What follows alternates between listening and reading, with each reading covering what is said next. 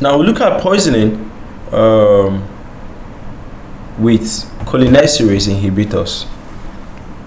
So first of all, we'll define cholinesterase inhibitors. That's like this group of drugs. What are they? Okay, what are they used for?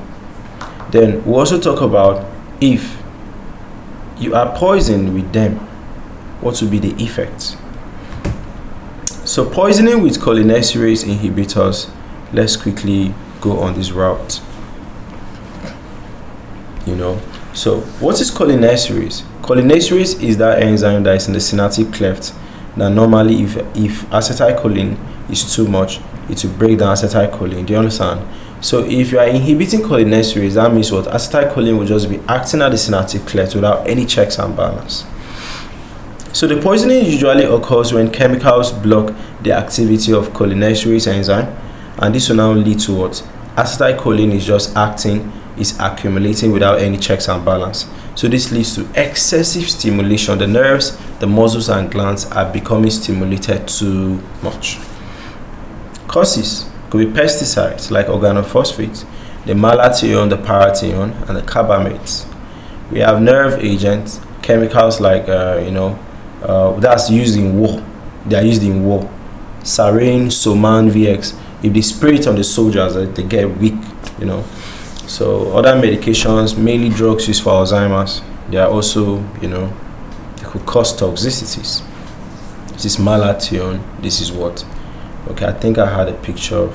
Why didn't bring parathion? Okay, so symptoms is because acetylcholine doesn't have what to break it down. So you have too much of acetylcholine, which overstimulate the muscarinic and also the nicotinic receptors. So the muscarinic effects include you are salivating so much, you are sweating so much, lacrimating, you are tears, diarrhea, vomiting, bronchospasm, bradycardia. Nicotinic effects include muscle twitching, weakness, and paralysis. So you diagnose it based on the clinical suspicion, where you're asking a lot of questions as related to history, and you're trying to see that the person has been exposed to, The laboratory test, where you now measure for the amount of anything that is inhibiting cholinesterase, okay, the amount in blood. Management is remove anything that is contaminating the person.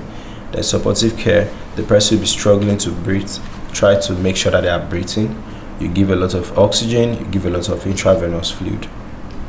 Antidotes include atropine, the pralidoxime, okay, and control any seizures if they have any seizures coming in.